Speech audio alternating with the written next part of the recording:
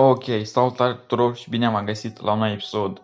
Astăzi vă voi prezenta pe scurt top 5 cele mai triste backstory-uri, sau mai bine zis top 5 cele mai triste povești din Naruto.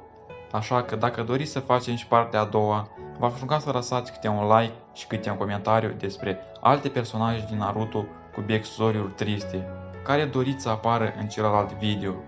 Așa că hai să lăsăm toată vorbăria și să trecem la episod.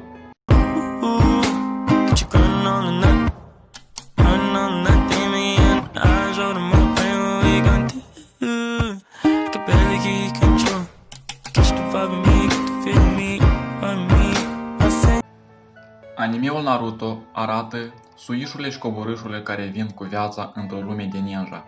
Pe de o parte, poate fi distractiv să mergi pe apă, să controlezi focul sau să păcălești oamenii cu genjutsu. Pe de altă parte, viața ninja poate fi destul de brutală atunci când vine vorba de război, de durere și de luarea a unor decizii imposibile.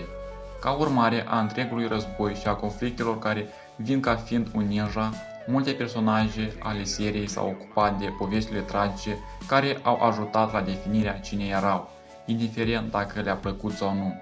În timp ce unele personaje s-au născut în circunstanțe nefericite, altele au fost forțate în situații dificile undeva pe parcurs. Aceasta este realitatea nefericită de a fi un ninja. Pe locul 5 se află povestea lui Tsunade.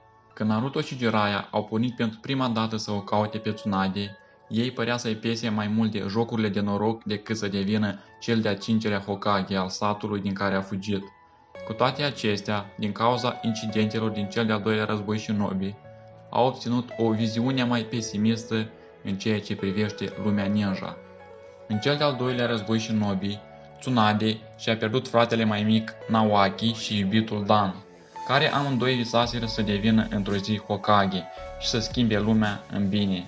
Tsunade s-a simțit în mod special responsabilă pentru moartea lui Dan, în incapacitatea ei de a-i vindeca rana fatală, ceea ce duce la frica ei severă de sânge.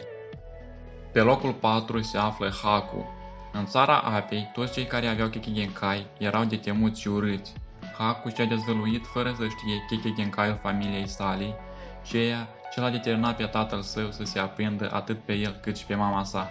Până la urmă, Haku a fost forțat să-și ucidă propriul tată, care deja și-a ucis mama.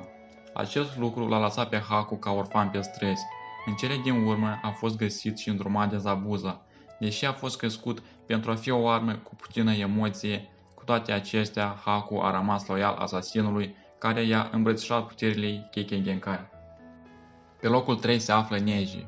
Clanul Hyuga are o tradiție familială în care anumiți membri se nasc cu datoria de a proteja ramura principală.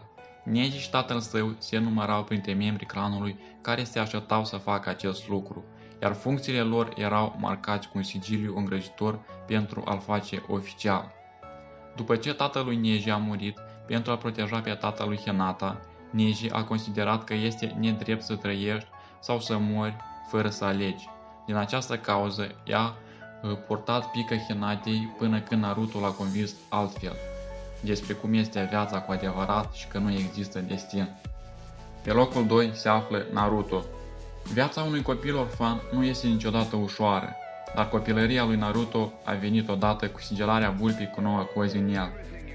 În ciuda implicării sale directe în salvarea Konohei de la vulpea înfiorătoare, Naruto a fost urât ironic de întregul sat din acest motiv. Pentru cea mai lungă perioadă de timp, sătenii l-au înțeles greșit pe Naruto și 9 cozi, văzându-i pe amândoi ca o amenințare malefică. Acest lucru era atât de departe de adevăr, dar Naruto totuși a trebuit să sufere durerea singurătății, deoarece nimeni nu-i păsa să îndrepte lucrurile. Și pe locul 1 se află Gaara. Ca Jinchuriki, Gaara a crescut în circunstanțe similare cu Naruto. Nu era orfan, deși mama sa a murit la scurt timp după nașterea lui, iar tatăl său a încercat în mai multe rânduri să-l omoare.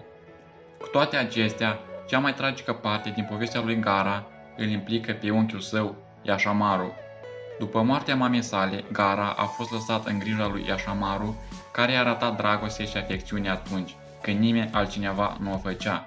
Din păcate, a venit un moment în care chiar Yashamaru a încercat să-l omoare pe Gaara, lăsându-l să sufere și lăsându-l gol de orice dragoste în copilărie. Și da, fraților, cam atât și cu acest episod. Nu uitați să lăsați câte un like și să vă abonați la canal și să lăsați câte un comentariu dacă doriți și partea a doua. Așa că eu am fost Blexi și noi ne auzim data viitoare. Pa, pa!